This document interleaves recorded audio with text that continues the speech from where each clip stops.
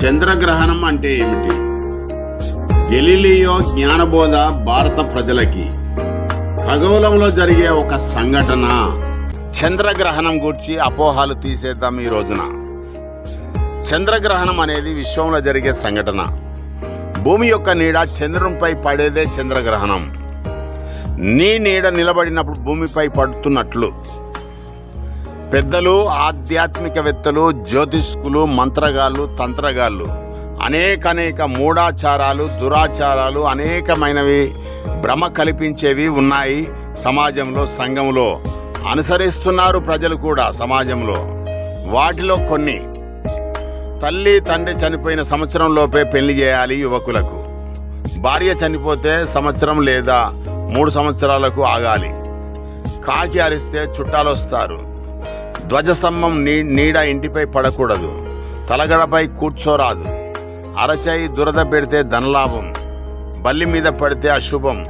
అన్నం తినేటప్పుడు తుమ్మితే చేయి కడుక్కొని తినాలి. వాటిలో ఇదొక్కటి చంద్రగ్రహణం కూడా. ఇవన్నీ మూర్ఖులు, జ్ఞానం లేనివారు, తెలివి లేనివారు, బుద్ధి లేనివారు, వివేకం లేనివారు, అజ్ఞానులు పాటించే హీన క్రియలు, హేయ క్రియలు. ఓ నా భారత ప్రజలారా, ఇవేవి పాటించకండి. ఏ ఆహారం విషం కాదు. చంద్రగ్రహణం ద్వారా చంద్రగ్రహణాన్ని నేరుగా కళ్ళతో చూసి అనుభూతిని పొందండి. గర్భిణీ స్త్రీలు నిశ్చితంగా ఉండండి. ఏమి కాదు, ప్రశాంతంగా ఉండి రోజు వారి జీవన విధానంగా పాటించండి. ఆనందంగా, సంతోషంగా ప్రకృతిలో జరిగే వింతలను ఆస్వాదించండి. తినేవాడు తినండి, త్రాగేవాడు తాగండి. ఓజోన్ పొర ఉంది కదా. ఓజోన్ పొర సమస్త జీవకోటికి రక్షిత కవచం. 15 కిలోమీటర్ల నుండి 35 కిలోమీటర్ల ఎత్తులో ఉండి సూర్యుని నుండి యూవీ కిరణాలు రాకుండా, దుమ్ము ధూళి కాలుష్యానికి సంబంధించినవి రాకుండా అడ్డుపడుతుంది. మానవులకు క్షేమకరంగా.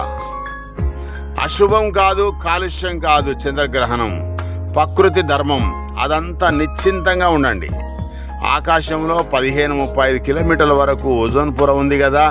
ఏం భయపడకు. ఏ కాలుష్యమైనా, ఏ కిరణాలైనా అడ్డుకుంటుంది ఓజోన్ పొర. మూఢనమ్మకాలు, మూఢ ఆచారాలు, ఎవడి మాట వినవద్దు.